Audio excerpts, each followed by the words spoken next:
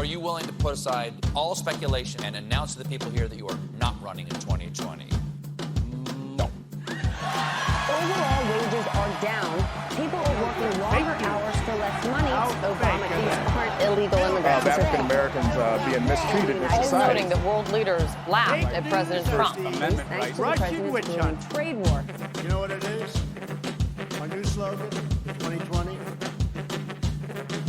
Keep America great.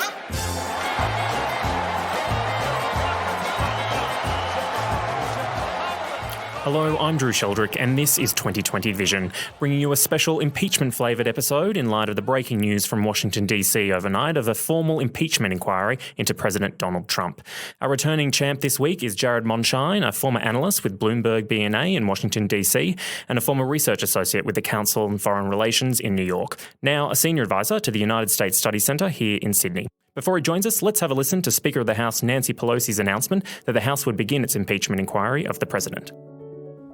This week, the President has admitted to asking the President of Ukraine to take actions which would benefit him politically. The actions of the Trump presidency revealed the dishonorable fact of the President's betrayal of his oath of office, betrayal of our national security, and betrayal of the integrity of our elections.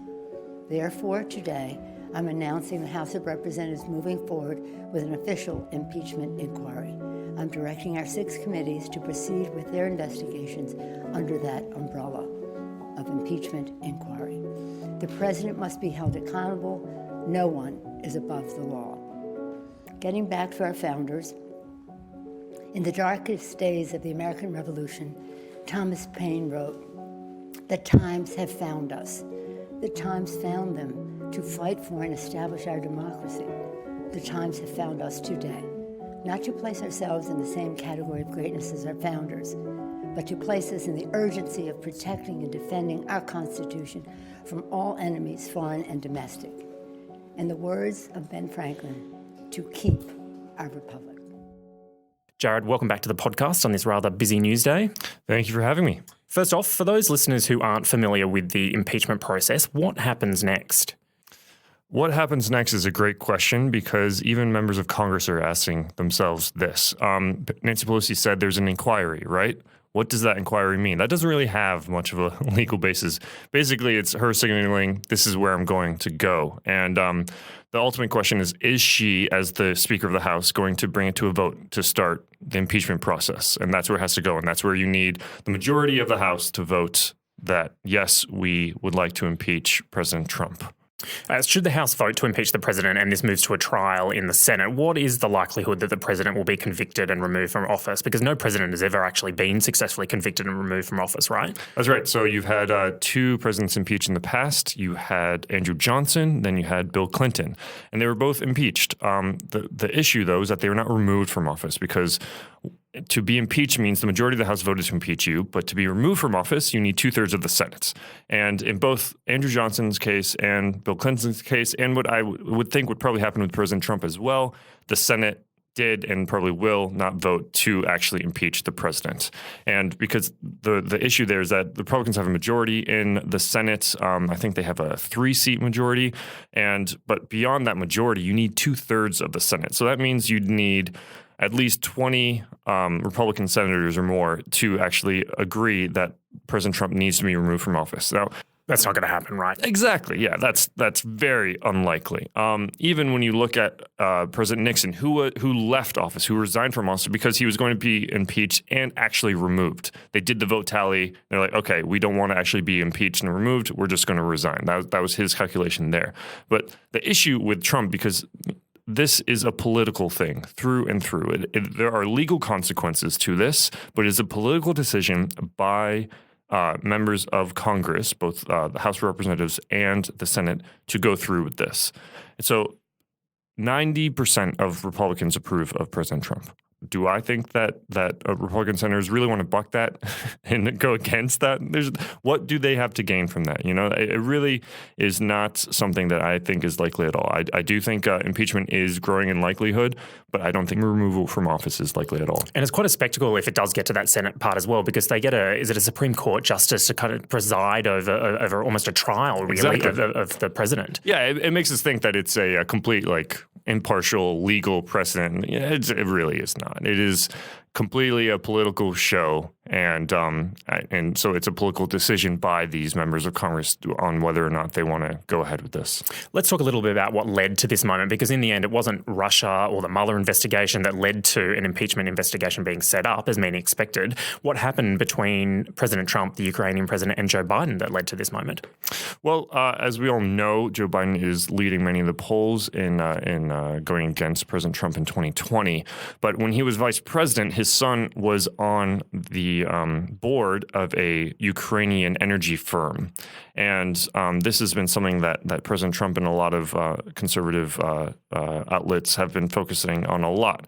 Did Vice President Biden somehow use his position as the vice president to support his son's financial interests in Ukraine?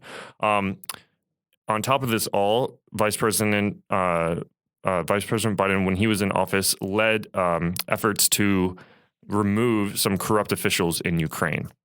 The issue was, were Vice President's efforts to remove those corrupt officials a result of his son's financial interests in Ukraine? Every investigation I've seen, every look at this, both media and I think government as well, has said there's nothing there. There may be some smoke, but there's no fire. So regardless of those investigations, President Trump sees some meat that he can feast on politically.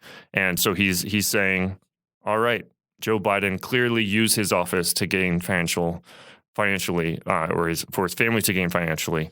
And regardless of what these investigations say, this is something that needs to be looked into. And so President Trump supposedly pressured the Ukrainian officials, current officials, as once he was in office, this was July, and he said, look, Biden is corrupt and he helped his son. You investigate this and make sure that you investigate the right way, i.e. the way that Trump wants, and you'll get your military aid package of hundreds of millions of dollars. Right. So he had withheld that aid. Was it the week before or something like that he'd stopped that military aid from coming through? So the suggestion is that he was using that as a bargaining chip to start these investigations into Biden's son. Exactly. So the acting chief of staff, Mick Mulvaney, is also the head of OMB, which it controls a lot of the executive purse strings, and he told him, do not, supposedly this is reported, do not give that money to Ukraine. And the issue at hand is it specifically because he wanted Ukraine to both investigate and conclude that Biden was corrupt, or is it for other reasons? And by all accounts, it seems like it was for the former rather than the latter. There's a few moving parts to this particular scandal, I guess, because there was a whistleblower investigation into this. Congress was trying to get a hold of whatever was in this, as well as the sort of the transcript of this call. But I guess what kind of shifted things, I think it was last week, is that the president and the president's attorney came out and just basically admitted that this phone call and this conversation took place, right? Yeah, I'm not really sure why. Who knows why Rudy Giuliani does what he does. Yeah, when you watch that interview with Chris Cuomo, it seems like Rudy Giuliani changes his mind midway through. It's a bit confusing about what's going on there. But the broader issue is that whistleblower, exactly what you said. This is an issue that's ongoing. It seems like a whistleblower in the intelligence community came out through official whistleblower channels. This is not some Edward Snowden going to the media. This is the Inspector General, right? That's right. The Inspector General of the CIA saying this whistleblower goes to this is Inspector General and says, I'm really worried about this. This is concerning. And the background to all of this is like he's not going to the media. He's not leaking this to anyone. He or she, I should say, is not leaking this. This is the way that every government official came after Edward Snowden, after WikiLeaks. They're like, stop going to the media, go through the official channels. This whistleblower is actually doing that. Yeah. But it looks like until maybe today, that the Trump administration was blocking this whistleblower from speaking to Congress. Yeah, it really took trying to stop Congress hearing about this before it even came into the media, right? That seemed to be the trigger that finally brought this. You had sort of former intelligence officials coming to the Washington Post and sort of saying this is what this, complaint was about from this whistleblower. Yeah, that's right. So the Inspector General of the CIA is, by all accounts that I've seen, a straight shooter and not a partisan, and has respect across the aisle. And that Inspector General was saying, I am being blocked. I am not being allowed to do what I am tasked to do. And that is the bigger issue. So when Nancy Pelosi and others are saying this has major national security implications, this is what they're talking about. They're saying, well, we all know it's a political show of what they're doing, but at the same time, I think there is some argument that our government is not functioning the way it was supposed to be functioning because of the Trump administration's, what they would say would be unconstitutional efforts to block whistleblowers. Speaker of the House Nancy Pelosi has been a bit of a roadblock to proper impeachment investigation until this point. After these Ukrainian revelations, she really had no choice but to pursue impeachment, did she? This was, it's sort of, if you're not going to impeach over this, what are you going to impeach over, right? Yeah, exactly. I think Nancy Pelosi is in my opinion, especially politically intelligent woman. She really knows how to play both President Trump and also the broader political game. And what that means is, for months now, she has been pushing back against impeachment in her own party. And she hasn't been only pushing back. She's also made sure that those fights in her pushing back are public. Yeah. She even tells folks, leak this all you want. That came out just a few weeks ago.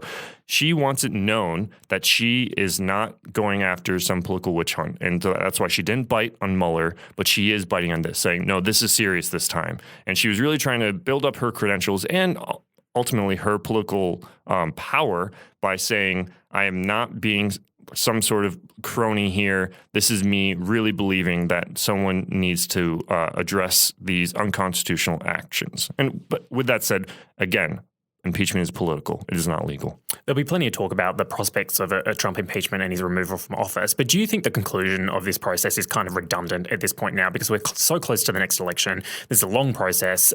From a strategy perspective, Democrats probably aren't concerned about whether it'll actually go, right? This is about more than that now. Exactly. That's exactly what Nancy Pelosi is saying this is about the rule of law, and no one is above the rule of law. We all know, like I said, with that high approval rating in the Republican Party for President Trump, that the senators are not going to be moving.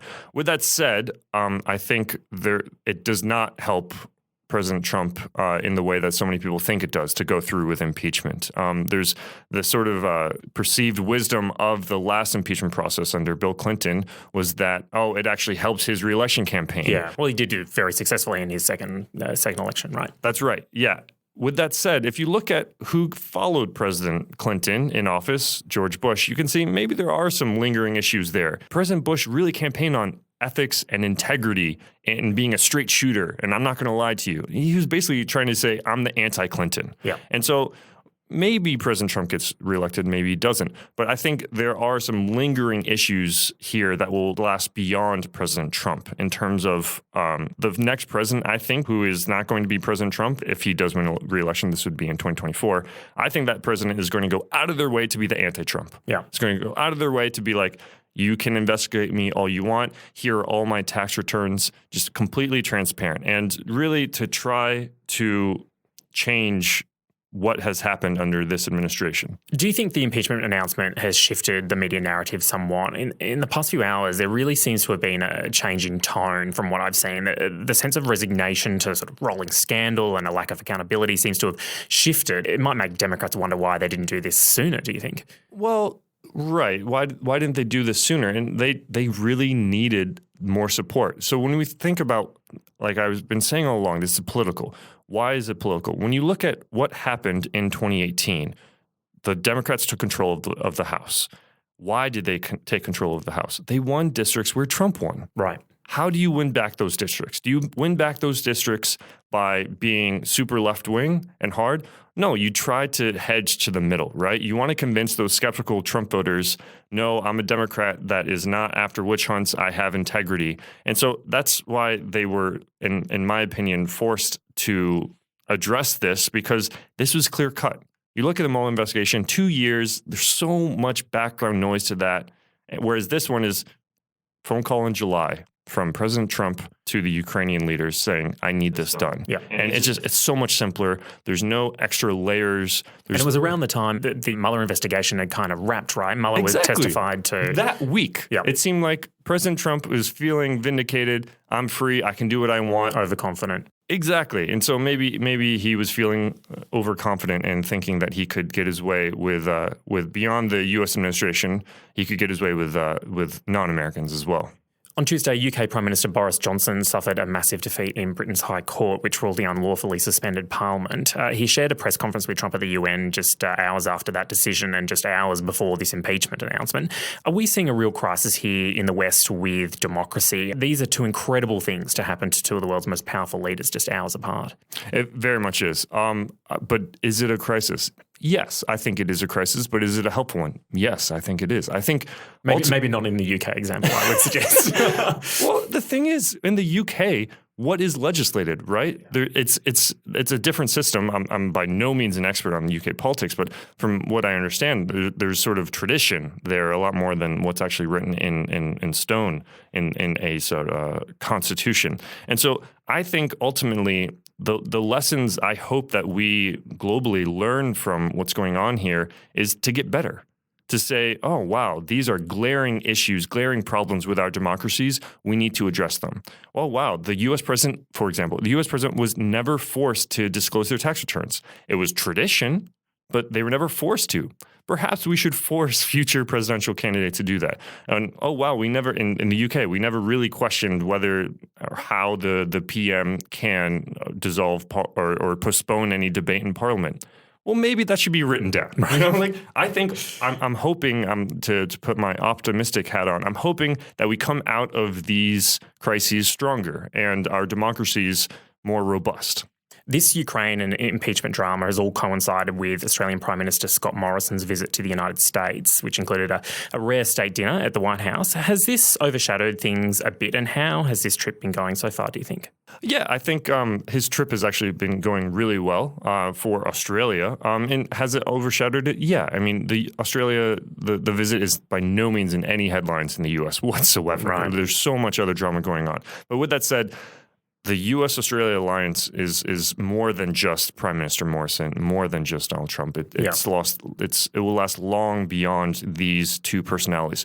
But under this Trump administration, those connections, those one-to-one ties are more important than ever. You can see this with the way that Japan has really courted President Trump. As soon as he was elected, Shinzo Abe was coming to Trump's offices and really trying to get him on side. Because do you want to just distance yourself from the U.S. president?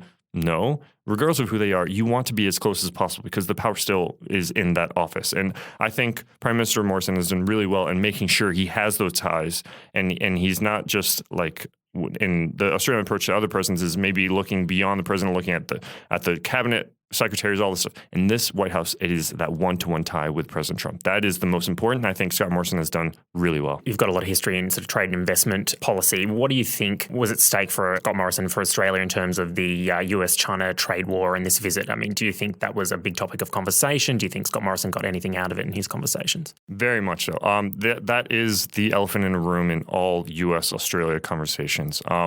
The Australian and global economy is suffering with this trade war. And Australia could suffer if a sort of quote-unquote bad deal is agreed to between the U.S. and China. Because what a bad deal might be is just China buying a bunch of agricultural purchases, buying a bunch of LNG from the U.S. What does Australia have a lot of? Agriculture and LNG. Australia could lose out in that type of deal. But the reason that Scott Morrison has continued what I think Joe Hockey, the ambassador, has said, which is saying we want a broader deal, the U.S. should go for a broader deal, is one, so Australia doesn't lose out on those sort of short-term just purchasing deals.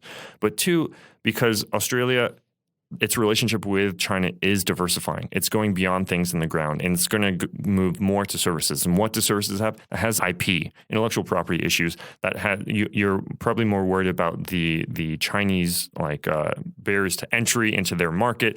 All the things that the U.S. has been concerned about for many years now, Australia's probably starting to feel some of that now. And so I think that's one of the reasons why Scott Morrison has supported President Trump in seeking a broader, more comprehensive deal. Jared, thanks for joining us at the last minute this week. Never a quiet moment in US politics. Thank you, Drew. Thanks also this week to the Bubba Brass Band, Ketzer and Maiden for their musical contributions, and to the University of Sydney's Faculty of Arts and Social Sciences for their studio assistance.